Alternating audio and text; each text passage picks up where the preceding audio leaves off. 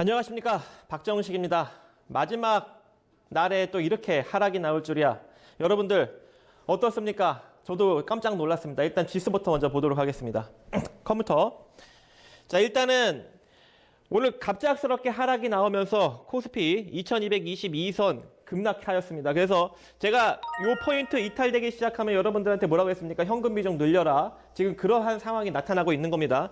자, 이 상태로 밀리게 되면 2181선 정도까지 코스피 추가적인 하락이 가능할 것 같습니다. 하지만 여기서 조금 더 시장의 조정력이 강해진다면, 자, 내일 또 뭐가 있습니까? 차이신 제조업 PMI도 있고, 그리고 또 무엇이 있습니까? 오늘 저녁에 미국 4분기 GDP 발표가 있죠. 그리고 유럽 쪽 제조업 PMI, 그리고 미국 제조업 PMI 내일 또 줄줄이 발표 납니다. 거기다가 지금 북미 간의 정상회담이 아무런 합의 없이 지금 결렬될 위기가 나오고 있습니다. 여러분, 이 상태에서 그대로 시장의 조정력이 나오게 된다면 2092선 정도까지도 내려갈 수 있는 가능성이 있습니다. 그래서 지금 현재 구간부터는 조금 철저하게 리스크 대응을 하시는 것이 좋아 보입니다. 오늘 유일하게 올라간 제약바이오 섹터도 시장의 지수가 더 밀리게 되면 같이 내려오게 될 겁니다. 그래서 리스크 대응을 좀 철저하게 하시는 게 좋을 것 같고, 코스닥 또한 지금 거의 요즘 대북 관련 섹터들이 폭넓게 상승이 나왔죠. 그래서 현재 여러분들이 보시는 바와 같이 대북 섹터가 무너지니까 어떻게 됩니까? 코스닥 전반적으로 하락이 다 나왔습니다. 지금 그죠? 이거 보십시오. 그렇기 때문에 결과적으로 지수가 밀리면 유일하게 상승했던 셀트리온, 제약바이오 섹터들도 이제 조금 빨강색, 주황색 머물러 있지만 이게 다 파란색으로 바뀔 가능성이 존재합니다. 그래서 지금 현재 이 지수 흐름을 보면 어떻습니까, 여러분? 이대로 722선까지 일단 터치할 흐름이고, 이 자리까지 만약에 무너지게 된다면 692 라인까지도 내려갈 수 있는 가능성이 존재합니다. 그래서 좀 철저하게 리스크 대응을 하시는 게 좋을 것 같습니다. 제가 이미 여러분들한테 언급을 해드렸죠. 지수는 이제 자연적으로 반등이 나올 만큼 하락폭 대비 38.2%, 하락폭 대비 38.2% 구간까지 나왔기 때문에 지금부터는 좀 리스크 대응을 하셔야 된다. 그리고 우리 지수의 상승력은 제한적이다. 왜? 글로벌 정세의 불안전한 여러 가지 이슈가 아직도 지속 상존하고 계속적으로 뭡니까? 경기가 하강하고 있기 때문에. 그래서 이러한 간단한 북미 정상회담의 결렬 이슈 하나만으로 이렇게 강력한 시장의 하락력이 나오는 겁니다, 여러분. 즉, 상승은 짤짤이로 조금씩 상승을 했지만 하락은 얼마나 강하게 나옵니까? 그죠? 그래서 여러분들이 이러한 리스크 대응을 좀 철저하게 하셔야 된다. 저도 이제 월요일장에 종목들 보고 버릴 종목들은 좀 버리고 현금 확보하고, 만약에 시장이 지속적으로 안 좋아질 것 같으면은 저도 조금 인버스를 잡던가 이제 그러한 리스크 대응을 이제 할 예정입니다. 오늘 갑작스럽게 막판에 장이 빠져서 저도 대응을 쉽게 할 수는 없었습니다. 하지만 월요일 날부터 여러분들이 대응을 하신다면 손실폭을 줄이고 충분히 긍정적인 결과를 낼 수 있다라고 생각을 합니다. 자, 파워포인트로 넘어가서 한번 보도록 하겠습니다. 자, 그래서 북미 정상회담 결렬 가능성이 현재 내비쳐지고 있고, 오후 4시에 도널드 트럼프 대통령의 기자회견이 있습니다. 자, 여기서 이 회견이 미뤄지지 않는 이상 일단 결렬 가능성이 높게 존재하고, 기자회견을 마친 후에 다시 또 미국으로 돌아갈 가능성이 커지고 있습니다. 그렇게 된다면 현재 북한의 도발 가능성이 점차적으로 나타나고 있습니다. 김정은 위원장의 성격상 이대로 돌아가게 된다면 또 핵실험과 여러 가지 미사일 실험 같은 것도 재차 할 수 있는 가능성도 존재하고, 또한 지금껏 미국의 비방은 좀 멈춰왔었는데 다시고 또 언급의 수위가 또 높아질 수 있는 가능성이 존재합니다. 그래서 막판에 빅텍 같은 방산 업체가 강하게 상승이 나온 이유이기도 합니다. 그렇기 때문에 지금부터는 좀 대응을 다시 한반도 리스크 대응을 다시 한번 하시는 게 좋을 것 같고, 근데 또 제약바이오 상승력 나왔지만 아까 언급드린 대로 어떻습니까, 여러분? 시장이 밀리면 같이 빠집니다. 그렇기 때문에 그러한 것들을 좀 조심하셨으면 좋겠습니다. 다음 보도록 하겠습니다. 일단은 대북 관련주 다시금 또 극적인 반전이 나올 수도 있습니다. 저번에도 한번 지난 2018년에도 급락이 나왔다가 결국 그대로 다 회복이 나오지 않았습니까? 또 그러한 또 상황이 다시 한번 연출이 될 가능성이 존재합니다. 그렇기 때문에 일단 대북 관련주는 지속적으로 리스크 대응은 하지만 지속적으로 좀 관심을 가져보는 것도 나쁘지 않을 것 같고, 그리고 제약바이오는 제가 매번 이야기하지만 시장이 눌리면 밀립니다. 그렇기 때문에 기술적 트레이딩 관점으로 가시는 것이 좋아 보입니다.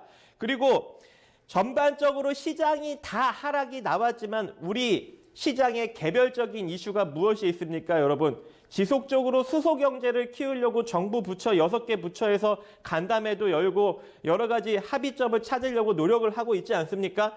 그렇기 때문에, 그리고 또 자동차 섹터에서도 현대차가 45조 원을 투자하면서 이 자동차 한마디로 새로운 개발을 하려고 노력을 하고 있고 R&D 쪽을 투자하면서, 그렇기 때문에 자동차 관련 섹터는 지금의 하락력으로 조금 더 밀리게 된다면 오히려 매수의 기회가 되지 않을까라고 생각을 합니다. 그래서 이 수소 및 자동차 주들은 조금 여러분들이 개별적으로 이번 하락력을 기회 삼아서 한번 노려보시는 것도 좋을 것 같고, 평단을 좀 낮춰 들어간다든가 아니면은 파동상 지지받을 자리를 대기하고 있다가 내려오면 들어가는 그러한 전략으로 한번 삼아봤으면 좋겠습니다. 제가 개인적으로 자동차 섹터들은 앞으로 증시의 하락력이 마무리되고 한 3년 후부터는 이 시장의 주도 섹터로 부각받을 수 있는 가능성이 크다고 여러분들한테 계속적으로 언급을 해드리고 있죠. 그렇기 때문에 지금과 같이 시장 리스크가 나오면서 만약에 밀리게 되면 진짜 좋은, 그리고 진짜 시장에 낮게 형성된 종목이 만약에 존재한다면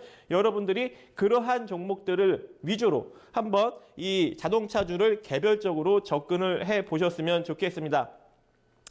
지금 현재는 일단 시장이 하락이 나오고 있기 때문에 섣불리 조금 종목을 쉽사리 접근하기는 어려울 수도 있을 것 같습니다. 물론 이제 월요일 시장을 보면 알겠죠. 월요일 시장을 보면은 이게 이대로 반등이 나올 것인가, 아니면 조금 더 하락이 나올 것인가, 이제 그러한 것들이 이제 제 눈에 이제 보이기 시작할 것인데, 일단은 앞서 이야기한 대로 금요일 날 우리 3일절이라 우리 시장은 열리지 않지만 이 증시를 불확실하게 만들 수 있는 제조업 PMI, 그리고 오늘 저녁에 미국 4분기 GDP 발표가 머물러 있기 때문에 이게 만약에 예상치 대비 안 좋게 나와버리면은 현재 이 하락력이 그대로 월요일까지 이어져서 나올 가능성이 존재합니다. 그렇기 때문에 여러분들이 월요일 날은 빨리 아침장에 보고 판단을 빨리 하셔서 리스크 대응을 하셔야 되는 것이고, 그리고 이번 하락력이 나오면은 또다시 저평가 종목들이 우리 시장에 다시금 나타나게 되겠지요. 그런 종목들은 여러분들이 개별적으로 조금 순환으로 접근을 하시면서 다시금 또 긍정적인 결과를 만들어냈으면 좋겠습니다. 제가 원래 오늘 여러분들 이렇게 시장만 하락이 나오지 않았으면은 좀 긍정적인 종목들을 좀 찍어 드리려고 했어요. 뭐 제약바이오 쪽에는 뭐 유한양행, 그다음에 한독, 슈원스 글로벌, 명문제약, 그리고 유유제약, KPX 생명과학, 그리고 화일약품, 이제 이런 것들이 다른 제약바이오 섹터에 비해 지금 시장에 낮게 형성되고 재무구조도 괜찮은 기업들이거든요. 그래서 시장이 조금 더 상승이 나왔다면 이러한 종목들을 좀 기술적으로 한번 접근해 보는 것이 어떤가, 제약바이오에 관심이 있다면. 그래서 그런 것들을 여러분들한테 언급을 드리려고 했는데 갑자기 시장이 이렇게 무너지니 제가 쉽사리 이렇게 언급을 드리기가 어려워서 일단은 언급을 드리겠지만, 그래서 좀 정말 안타까운 현실입니다. 그리고 넷게임즈, 넥슨GT, 액토즈 스포트 이런 종목들이 상승이 나오고 있는데 이런 종목들은 시장에 좀 부각을 받고 있어요. 그래서 우리가 조금 기술적으로 접근하기도 좀 어렵지 않을까라고 생각을 하고, 그나마 좀 괜찮은 상승력이 좀 서비스 업종에서 나왔는데 그게 뭡니까? 카카오, 그리고 삼성 SDS. 근데 제가 보기엔 카카오가 제일 좋은 것 같아요. 네이버도 상승이 나왔지만. 그래서 카카오는 지금 현재 시장 하락력이 나왔는데도 불구하고 별로 하락이 나타나지 않고 있습니다. 그래서 카카오 같은 경우는 좀 긍정적으로 생각이 되고, 오늘 좀 유통 섹터도 원래 조금 후반 장세에 들어가기 전에는 좀 버티고 있었습니다. 그래서 유통 섹터가 버티고 있는 종목들 중에 제가 좀 긍정적으로 생각하는 종목들은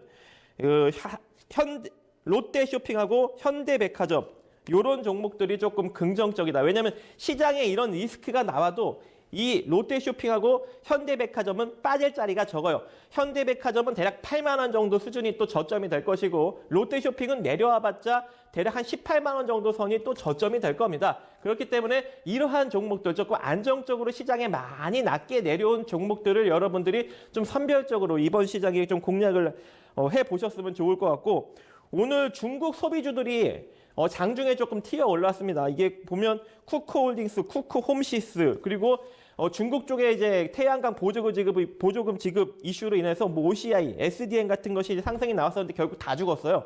그렇기 때문에 여러분들이 이 중국 소비주들 쪽도 마찬가지로 시장의 영향을 강력하게 받을 수 있기 때문에 쉽사리 좀 접근하기가 어려운 그런 섹터가 될 것 같고 특히 이렇게 시장이 어려울수록 조금 왜 시장에 강력하게 부각을 받지 않고 저평가인 소형주들이 있죠. 이런 종목들이 뭐 TPC 글로벌, 삼보산업 이런 종목들이 있지 않습니까? 그래서 이런 종목들은 시장에 크게 영향을 받지 않고 상승력을 유지해 줍니다. 그래서 웬만하면 시장이 안 좋으면 안 좋을수록 시장에 낮게 좀 저평가되고 덩치가 작은 기업들을 노리시면 시장에 큰 영향 없이 여러분들이 긍정적인 결과를 낼 수 있을 거라 생각이 됩니다. 오늘 시장인만 밀리지 않았으면 건설 쪽도 좀 괜찮았어요. 소형건설, 뭐 계룡건설, 대원 이런 종목들도 상당히 긍정적이었는데 일단은 대북 섹터가 무너지니 건설 섹터도 같이 무너질 수밖에 없기 때문에 조금 이제 보류하시는 게 좋을 것 같고 그리고 제가 자동차 섹터 한번 눈여겨보라고 했는데 S&T 모티브라는 회사가 있습니다. 자동차 모터를 만드는 회사입니다. 전기차 모터 그리고 하이브리드 자동차 모터. 근데 이번 조정력에 이런 종목들이 S&T 모티브 같은 것들이 만약에 내려오면 여러분들이 이런 거는 매수 기회로 삼아야 되는 거예요. 아시겠죠? 그래서 이렇게 여러분들이 좀 증시를 좀 리스크 있고 그리고 안정적으로 접근을 하셨으면 좋겠습니다. 여기까지입니다. 감사합니다.